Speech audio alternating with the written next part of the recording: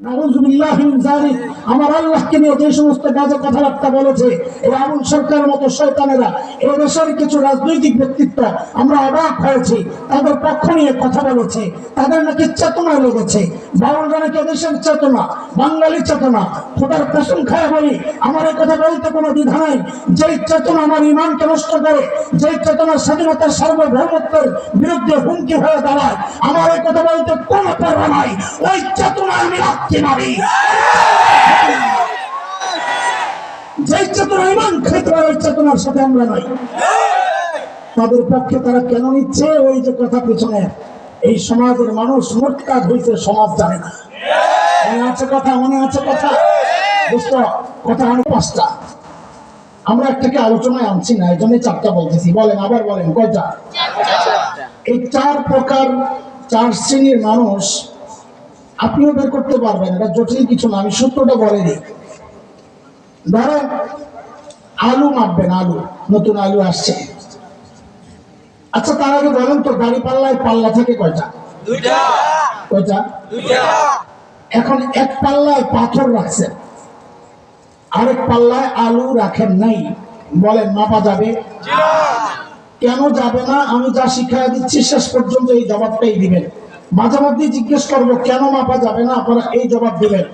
আপনাদেরকে এই একটা ডিউটি দিচ্ছি, পুরা বয়ানে এই এক ডিউটি পালন করা যাবে তো ইনশাআল্লাহ? ভুল করে না মাশাআল্লাহ।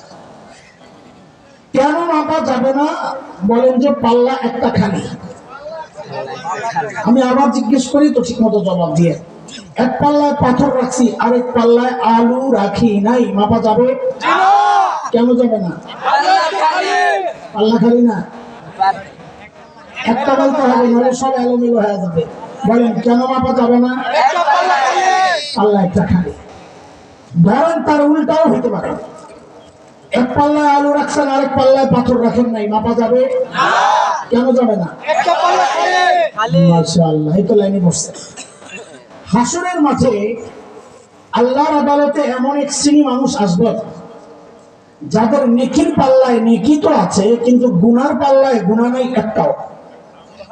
বলেন তো তাদের আমল মাপা যাবে? কেন যাবে না? মাশাআল্লাহ, এক পাল্লা খালি।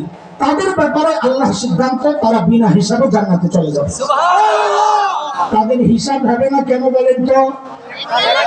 এক পাল্লা খালি। মাশাআল্লাহ। আরেকটা শ্রেণী আসবে যাদের গুনার পাল্লায় গুনাহ তো আছে, কিন্তু নেকির পাল্লায় নেকি নাই একটাও। বলেন তাদের আমল মাপা যাবে? কেন যাবে না? পাল্লা একটা খালি। তাদের ব্যাপারে আল্লাহর সিদ্ধান্ত, তারা বিনা হিসাবে জাহান্নামে চলে যাবে। তাদের হিসাব কেন হবে না বলেন তো? পাল্লা একটা খালি। মারহাবা। কয় শ্রেণী গেল ভাই? দুই শ্রেণী। আর দুই শ্রেণীর দুই পাল্লাতেই আছে।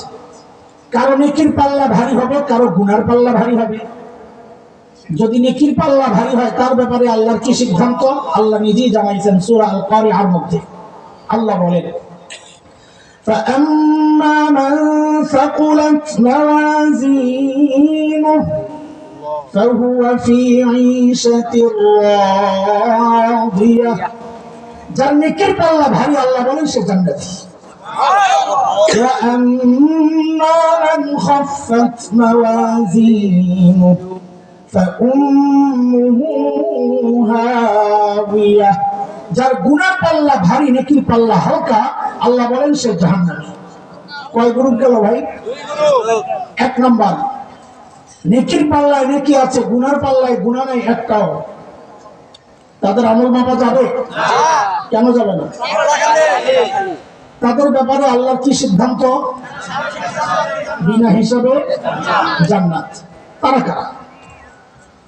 উলামায়ে আহলে হক, আহলুস সুন্নাহ ওয়াল জামাআহ, বিশেষত উলামায়ে দেওবন্দের আকীদা হচ্ছে সমস্ত নবী মাসুম, নিষ্পাপ। কোন নবী জিন্দেগিতে কোনো গুনাহ করেন নাই।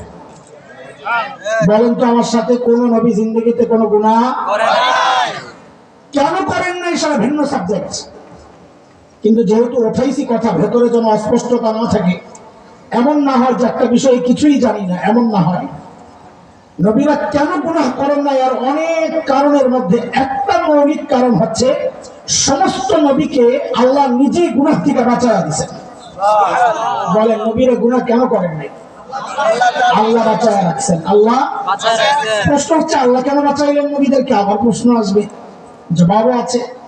সূরাতুল হজ এর একদম শেষ পৃষ্ঠা 17 নম্বর পারার একদম শেষ পৃষ্ঠায় একটা আয়াত আল্লাহ বলেন, আল্লাহু ইয়াসতাফি মিনাল মালাইকাতি রাসূলান ওয়া মিনান নাস।